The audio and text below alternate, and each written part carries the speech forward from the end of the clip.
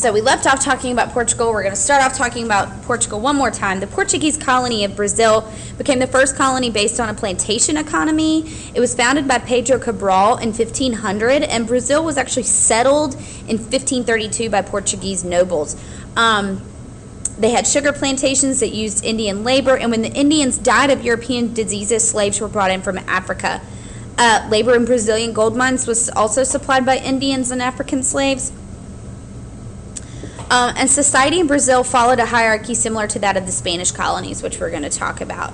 Roman Catholicism was introduced by Jesuit missionaries, like we've talked about. And in addition to Brazil, the Portuguese Empire included colonies and trade outposts in Africa and Asia.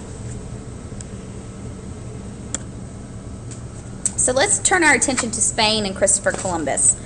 The Spanish were seeking a different route to the east because they didn't have much choice. The Portuguese and Italians had already claimed their own routes, so they were having to come up with their own. And according to the post-classical world, the only landmass on the planet was Afro-Eurasia. So logically, sailing west would take you straight to Asia and hopefully China.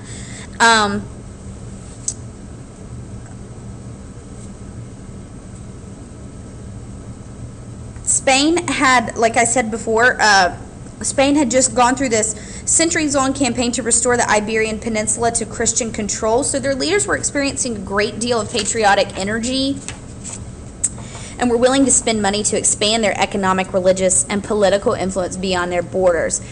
So they decided to fund Christopher Columbus and increase their European interest in transoceanic travel and trade. So Columbus convinced the Spanish royals to fund an expedition for three things: God, gold, and glory. And in this case, gold meant anything of great value like spices or silk or even gold. For himself, Columbus sought glory. He wanted to become famous for doing this. And then, of course, God.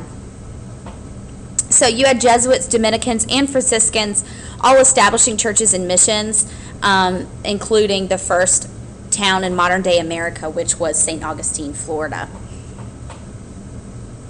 The Spanish, if Columbus had made it to the east and back, he would have put Spain ahead of Portugal, who did it in 1492, but he actually landed in Cuba and the surrounding islands, and this is why they're called the West Indies, because at first he believed that he had landed in West India, but he soon realized his mistake. But then, of course, it wasn't really that big of a mistake. It was actually a very good thing for the Spanish. They thought that Columbus had made it to Asia, but of course he was in the Americas. Eventually, the place where he did land, which again was Cuba, was called the West Indies, and its people were called Indians. And that shows you how much Spain was aiming for the prize of South Asia's Spice Islands, the real Indies. In 1493, Columbus sailed back and established a Spanish colony in Santo Domingo. Also, Spanish colonies popped up in Puerto Rico, Cuba, Panama, and the northern coast of South America. So Spain is really heavily influencing this area by the late 1400s. Spanish control of, hold on, sorry, I lost my place. The Treaty of Tordesillas is important. It was the right of the Spaniards to govern their American colonies, and this was established by a papal decree through this treaty in 1494. This agreement divided the newly discovered territories between the Catholic countries of Spain and Portugal by drawing an imaginary line around the globe. So Spain received the right to settle the lands to the west of the line drawn through the Western Hemisphere, and Portugal to the east. Spanish government in the Americas was a massive bureaucracy that was controlled from Spain by the Council of Indies. And then in 1519, Ferdinand Magellan, under Spanish money, started his journey of actually circumnavigating the globe.